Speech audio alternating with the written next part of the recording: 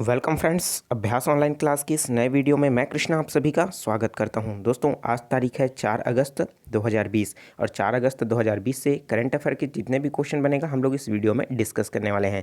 चाहे दोस्तों आप कोई भी कॉम्पिटिशन एग्जाम की तैयारी कर रहे हो जिसमें करंट अफेयर का क्वेश्चन पूछा जाता है, तो ये वीडियो उन सभी एग्जाम के लिए बहुत ही इंपॉर्टेंट होने वाला है। तो वीडियो को शुरू से लास्ट तक ज़रूर देखिए, क्योंकि दोस्तों आपको जो है करंट अफेयर आपको पढ़ना नहीं है बल्कि क्या है समझना है, और इस तरीके से समझाने वाला हूँ तो आपको आसानी से याद हो जाएगा। तो चलिए स्टार्ट करते हैं हमारा आज का ये वीडियो। चलिए पहला प्रश्न देख लेते हैं। हमारा पहला प्रश्न है, गुजरात पुलिस का नया महानिर्देशक किसे नियुक्त किया गया है? तो हाल ही में गुजरात पुलिस के महानिर्देशक के रूप में आशीष भाटिया जी को नियुक्त किए गए हैं। और ये क्या है दोस्तों, महानिर्देशक किसे कहा जाता है? डीजीपी को, डायरेक्टर जनरल ऑफ पुलिस को। और ये जो आशीष भाटिया हैं वो 1985 बैच के आईपीएस ऑफिसर हैं। ये जो है शिवनंदन झा के स्थान पर अपना पद संभालेंगे। अब दोस्तों इसमें आया है गुजरात के नए डीजीपी, तो इसमें आया है दोस्तों गुजरात राज्य। तो गुजरात के बारे में जान लेते हैं। गुजरात की राजधानी है गांधीनगर। गुजरात के मुख्यमंत्री हैं विजय रूपाणी। गुजरात के गवर्नर हैं आचार्य देवव्रत। गुजरात के मुख्य न्यायाधीश है विक्रमनाथ। गुजरात के पड़ोसी देश पाकिस्तान है, और गुजरात के पड़ोसी राज्य है राजस्थान, मध्य प्रदेश और महाराष्ट्र। अगर गुजरात के लोकसभा सीट की बात करें तो 26 है, राज्यसभा सीट की बात करें तो 11 है, विधानसभा सीट की बात करें तो 182 है। और एक इंपॉर्टेंट प्रश्न बनता है दोस्तों कि गुजरात का समुद्री तट जो है सबसे अधिक लंबा है, ठीक है। तो इसका क्या हो दोस्तों, इसकी अगर लंबाई की बात करें तो 1214 किलोमीटर है। चलिए और बात कर लेते हैं इंपॉर्टेंट पॉइंट गुजरात के बारे में। तो दोस्तों गिर फॉरेस्ट नेशनल पार्क और black buck national park, Vansda national park, gulf Kutch marine national park, यह सभी गुजरात के महत्वपूर्ण नेशनल पार्क हैं। साथ ही इंपॉर्टेंट है दोस्तों कि कर्क रेखा भी गुजरात से होकर के गुजरती है। गुजरात से मिला करके दोस्तों 8 राज्य है जहां पास से ये जो है दोस्तों कर्क रेखा गुजरता है। कहां कहां से? गुजरात, राजस्थान, मध्य प्रदेश, छत्तीसगढ़, झारखंड, पश्चिम बंगाल, त्रिपुरा और मिजोरम। और दोस्तों ये तो आपको पता ही हो गया होगा। चलिए देख लेते हैं नेक्स्ट क्वेश्चन। नेक्स्ट क्वेश्चन है, किस राज्य सरकार ने एक मास्क अनेक जिंदगी नाम का एक जो है जागरूकता अभियान शुरू किया है? तो एक मास्क एक अनेक जिंदगी का जो अभियान शुरू किया गया है मध्य प्रदेश के द्वारा किया गया है। तो ऑप्शन ए क्या हो जाएगा? सही हो जाएगा। चलिए इसके बारे में जान लेते हैं। इस अभियान का मुख्य उद्देश्य क्या है? लोगों में मास्क के प्रति जागरूकता पैदा करना है, फैलाना है, क्योंकि मास्क कोरोना संक्रमण को रोकने के लिए सबसे सरल और साधारण उपाय है। इस अभियान की खासियत यह है कि बिना मास्क के पकड़े जाने पर चालान बनेगा, और साथ ही साथ 2 जो मास्क है फ्री में व्यक्ति को दिया जाएगा, ठीक है। तो इसमें आया है दोस्तों मध्य प्रदेश। तो मध्य प्रदेश के बारे में जान लेते हैं। मध्य प्रदेश की जो राजधानी है वो है भोपाल। मध्य प्रदेश के मुख्यमंत्री है शिवराज सिंह चौहान, जो बीजेपी पार्टी से बिलोंग करते हैं। मध्य प्रदेश के मुख्य न्यायाधीश है अजय कुमार मित्तल। मुख्य न्याय और दोस्तों लोकसभा की जो सीट है वो 29 है, राज्यसभा सीट 11 है, विधानसभा सीट 230 है, ठीक है। 5 पड़ोसी राज्य हैं। कौन कौन से हैं मध्य प्रदेश के? महाराष्ट्र है, छत्तीसगढ़ है, उत्तर प्रदेश है, राजस्थान है और गुजरात है। मध्य प्रदेश के जो राष्ट्रीय उद्यान है दोस्तों इंपॉर्टेंट है, प्रश्न पूछा जाता है। कान्हा राष्ट्रीय उद्यान, माधव राष्ट्रीय उद्यान, बांधवगढ़ राष्ट्रीय उद्यान, पन्ना राष्ट्रीय उद्यान, सतपुड़ा राष्ट्रीय उद्यान, वन विहार राष्ट्रीय उद्यान, इंदिरा प्रियदर्शनी पेंच राष्ट्रीय उद्यान, संजय राष्ट्रीय उद्यान, मंडला प्लांट फेसिल, ये सभी नेशनल पार्क जो है मध्य प्रदेश में स्थित है। अब दोस्तों कर्क रेखा भी यहाँ से गुजरता है, मैंने अभी पिछले क्वेश्चन में इसके बारे में बताया है। चलिए देख लेते हैं नेक्स्ट क्वेश्चन। ओम प्रकाश को किस राज्य का मुख्य सचिव नियुक्त किया गया है? तो ओम प्रकाश जी को उत्तराखंड के मुख्य सचिव के रूप में नियुक्त किया गया है। इसमें आया है उत्तराखंड। तो उत्तराखंड के बारे में जान लेते हैं। इंपॉर्टेंट पॉइंट, इसकी स्थापना हुई है दोस्तों 9 नवंबर सन 2000 को, और इसकी राजधानी है देहरादून, ठीक है। और जो शीतकालीन है गैरसैंण इसकी जो है दोस्तों राजधानी बन जाती है। मुख्यमंत्री की बात करें तो त्रिवेंद्र सिंह रावत है, जो बीजेपी पार्टी से बिलोंग करते हैं। और उत्तराखंड के जो है गवर्नर कौन है? बेबी रानी मौर्य। मुख्य न्यायाधीश की बात करें तो रमेश रंगनाथन। और 3 पड़ोसी राज्य हैं। कौन कौन से हैं? हिमाचल प्रदेश, हरियाणा और उत्तर प्रदेश। और पड़ोसी देश दोस्तों दो है, कौन कौन सा है? तिब्बत जो चीन अपना अधिकृत मानता है, उसी तरीके से नेपाल। अगर बात करें लोकसभा सीट की तो 5, राज्यसभा सीट 3 और विधानसभा सीट 71 है।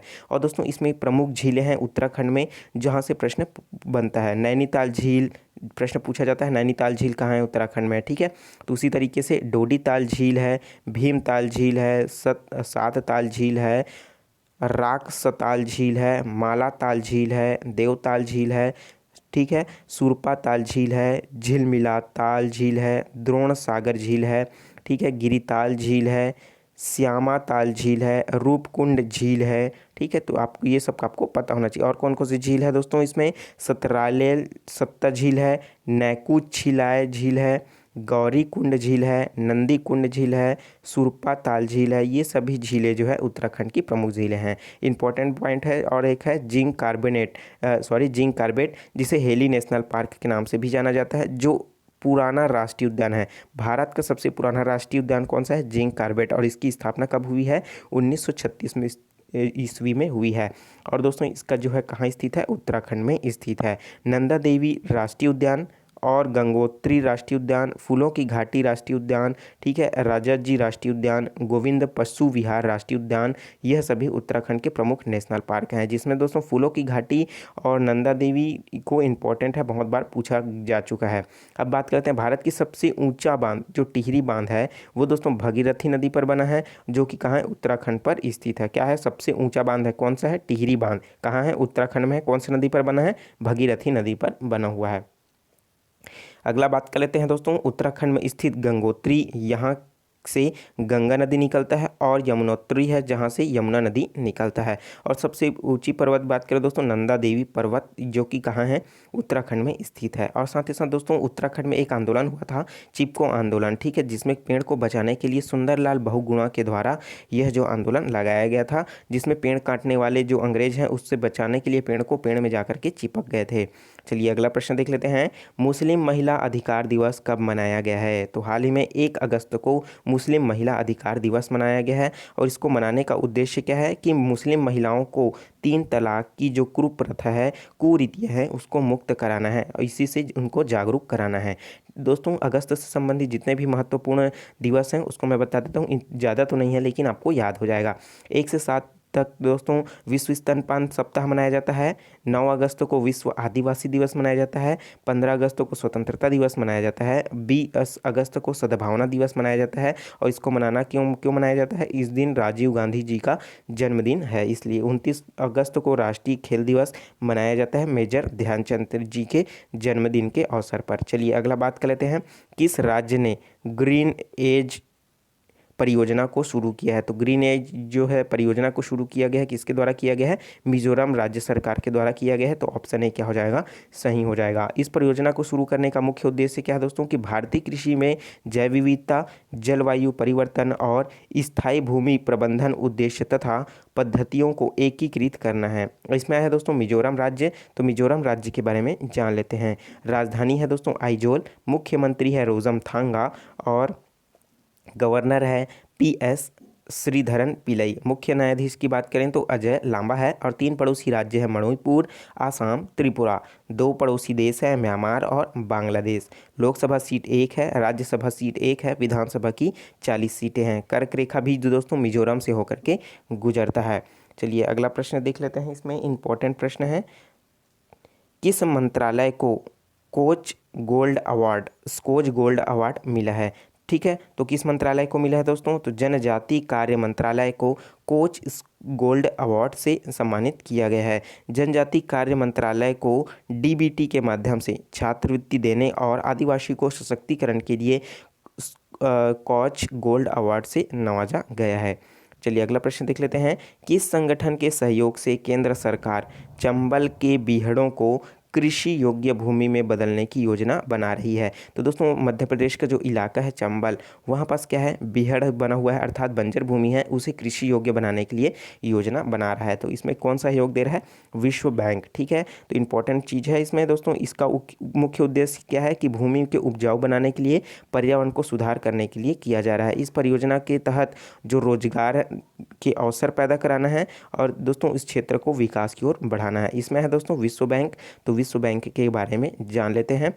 विश्व बैंक की स्थापना जुलाई 1944 को हुई है और मुख्यालय है वाशिंगटन डीसी में। एमडी एंड सीएफओ है दोस्तों अंशुला कांत और अध्यक्ष कौन है, डेविड मालपास है। चलिए अगला प्रश्न देख लेते हैं। ओरिएंटल इंश्योरेंस कंपनी लिमिटेड ने नए सीएमडी कौन नियुक्त हुए हैं। तो ओरिएंटल इंश्योरेंस कंपनी लिमिटेड के नए सीएमडी जो नियुक्त हुए हैं वो है दोस्तों एसएन राजेश्वरी। तो इम्पोर्टेंट पॉइंट इसमें देख लेते हैं दोस्तों, इसका मुख्यालय जो है नई दिल्ली में है और स्थापना 12 सितंबर 1947 को हुआ है। अगला प्रश्न देख लेते हैं। केवीआईसी से अपने कर्मियों के लिए स्वदेशी और खादी उत्पादों की खरीद करने वाला पहला सशस्त्र पुलिस बल कौन सा है। तो केवीआईसी से अपने कर्मियों के लिए स्वदेशी और खादी उत्पादों को खरीदने वाला पहला जो सशस्त्र बल है वो आईटीबीपी है। ठीक है, आईटीबीपी का फुल फॉर्म क्या है दोस्तों, इंडियन तिब्बत बॉर्डर पुलिस। ठीक है, तो भारतीय तिब्बत सीमा पुलिस जो खादी और ग्रामीण उद्योग का आयोग जो है कौन सा है, केवीआईसी से आपूर्ति करने के लिए पहला केंद्रीय सशस्त्र पुलिस बल बन गया है। आईटीबीपी दोस्तों इंडियन तिब्बत बॉर्डर पुलिस, जिसकी स्थापना हुई है 24 अक्टूबर 1962 को, मुख्यालय है नई दिल्ली में।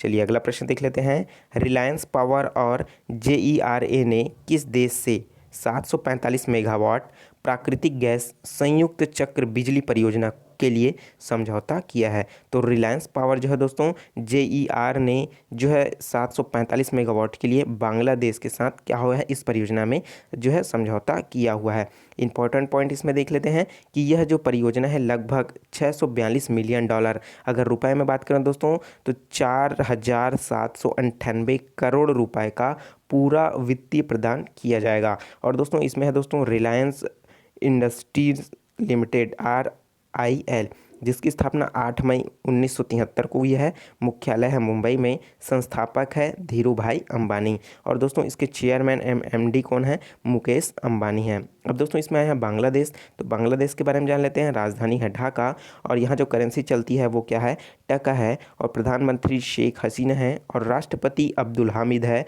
और गंगा नदी को दोस्तों बांग्लादेश में पद्मा नाम से जाना जाता है। इंपॉर्टेंट है, बहुत बार पूछा जा चुका है। बांग्लादेश भारत के साथ सबसे लंबी जो है दोस्तों बॉर्डर बनाती है, जिसकी लंबाई क्या है 4096 किलोमीटर है। बांग्लादेश के 5 पड़ोसी राज्य है, कौन सा है, पश्चिम बंगाल, आसाम, मेघालय, त्रिपुरा और मिजोरम।